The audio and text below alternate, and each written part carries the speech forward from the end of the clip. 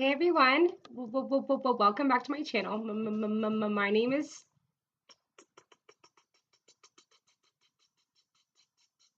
Tiffany. I'm a speech language pathologist and a person who stutters. And what I'm going to be talking about today is the choices that people who stutter have when talking, and kind of give you some insight into fluency, people who stutter can experience, and techniques and all that fun stuff. So if you're not very like familiar with stuttering, you should know first of all that there's like such a huge variability associated with stuttering. I know a lot of you guys who have watched my videos before have commented on my videos saying like, oh, she doesn't stutter after she did this, or in this video she didn't stutter very much, and in the other one she stuttered a lot, and like kind of like grappling with like why is that. So one thing that is kind of like a hallmark about stuttering is just like how incredibly variable it is, in the person as well as across people, but like internally there's like a huge amount of variability. So like some days it might be that you just like are super fluent and like lack of stuttering, that's what fluency is. And then other days you might like stutter a lot. And so it just like comes and goes as far as that goes. And it also, you can experience a lot of like kind of moment by moment changes in your stuttering. So like maybe like one moment it's really easy and one moment is really hard. There's a lot of like emotional factors that can impact that.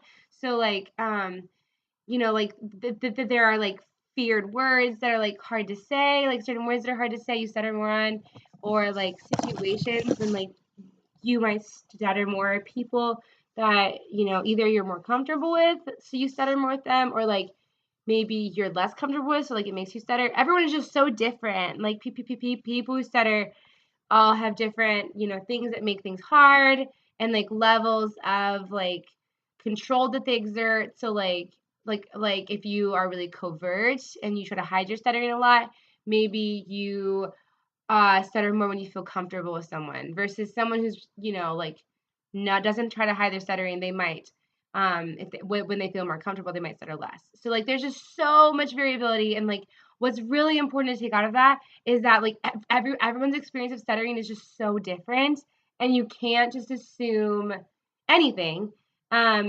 Even if you like know some new stutters, you shouldn't like assume that like someone else you meet feels or thinks the same way. So I think that's just super important to kind of understand, and it's kind of crazy, just like looking at it. So like I'm such a good example of that because I stutter so severely, but it also like changes so much throughout my day, throughout my week. And I personally exert a large amount of control on my stuttering. I try to hide it. And I don't know, I end up using like strategies, like techniques, as well as like kind of like, I don't know, like less like positive things, like I don't know, to like try to hide it, so there's a lot to that. But because of that, I at times sound very severe, and then other times I sound very mild, or people are like, you don't actually stutter, like I don't know. So yeah, that's kind of some insight into that. I hope that kind of makes sense. um but yeah, so what I'm talking about today is kind of choices, though, because like the thing about stuttering is that there is no like cure for it. Like if you see cures online, they're just fake news. Like that there are ways to hide stuttering, there are ways to control stuttering, but there's nothing that's gonna make it effortless. Like if you have fluency as a person who stutters, it, unless it's like moment by moment fluency. But if you have like long-term fluency where you're really not stuttering, you are likely exerting such, like, you're doing something. You're exerting some control to try to hide or mask your stuttering. That's just, you don't cure it. And so, but there are techniques that help reduce stuttering. You can stretch out your words like this, and that'll make you more fluent. You can add pauses in your speech, and sometimes that helps some people.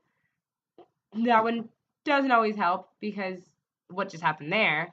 If you have trouble kind of initiating your speech, like getting started, then pausing doesn't do anything for that. But like there's tons of strategies. They're all kind of okay. Like some of them sound better than others.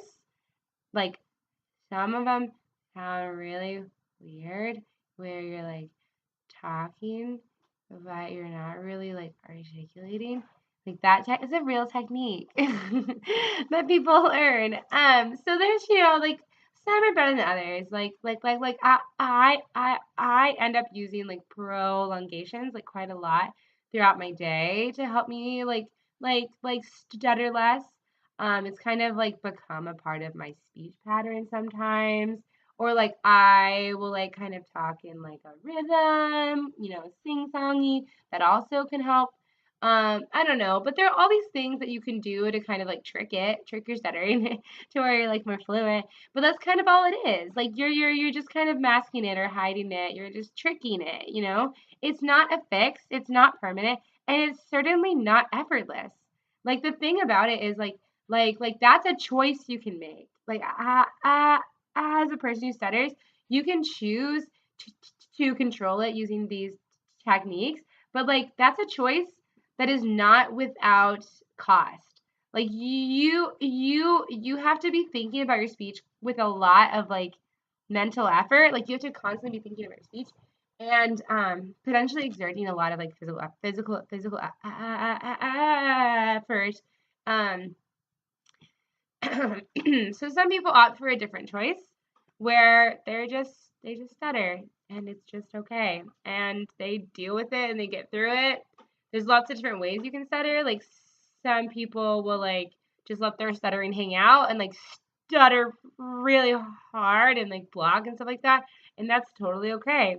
But then there are other people who like maybe try to like control how they stutter. So like you can have like kind of repetitions in your speech and replacement of blocks, and like what I just did there, like I would have stuttered differently, like kind of naturally, but I kind of was intentional to keep it light and kind of almost voluntarily start those repetitions so that I can keep it easy and like without tension and without as much struggle. So that's another choice you can make. But the thing about it is like, you have to exert a little effort with that. And when you're stuttering hard, it doesn't feel good, like when you're blocking or just stuttering with lots of tension, it doesn't feel good. I mean, not for me anyway. Like it physically is kind of tense. Like, well, you are tense.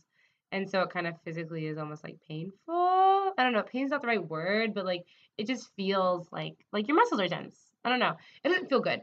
And so, there's a lot of choices and they're all really not that great.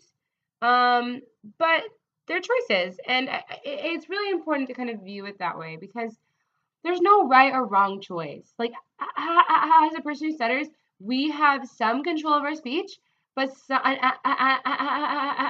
aspect of our speech is just like out of control. Like it it it it is physically hard for us to talk fluently, and that is like a valid difficulty that people try to deal with in a lot of different ways.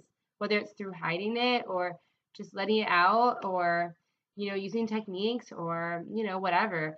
Um, and it's okay to do all of them. And it's okay to change your choice. Like if you stutter really hard and you don't like how it feels, you can make a different choice next time.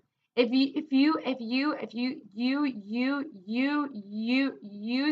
use a technique, or even an avoidance behavior, like you try to hide your stuttering in some way, then, and you don't feel good about it, like emotionally, or like you don't like the way you sounded, then you can choose something different next time. Like, it's all about like having that freedom to make those choices, and that can be so empowering. Like, that's like such a good message for speech therapists, as well as people who stutter. Like, for people who stutter, you have like choices in how you can talk.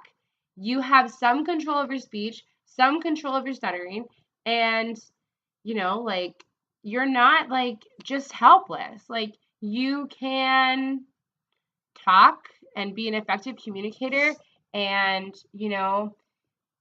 do as anything you want. Like, stuttering does not have to prevent you from doing those things, from talking, from being successful, etc. Um, so yeah, I mean, I personally make different choices throughout the day as far as like my speech and how I control it, how much stuttering I let out and stuff like that. But I'd love to hear you guys' thoughts on, if you're a person who stutters, like, what do you do? And does it change throughout the day? Like, do you ever use techniques? Do you hide your stuttering? Do you let it out fully? Do you let it out a little bit? Like, do you try to change your stuttering? Like, what do you do? And like, what are your thoughts on these choices? Like, maybe you made a choice, make a choice that is different from what I said. I mean, it's all valid and it's all okay. And the way you talk, no matter what it sounds like, is awesome. So go and talk. All right. Anyway, I'll see you guys next time.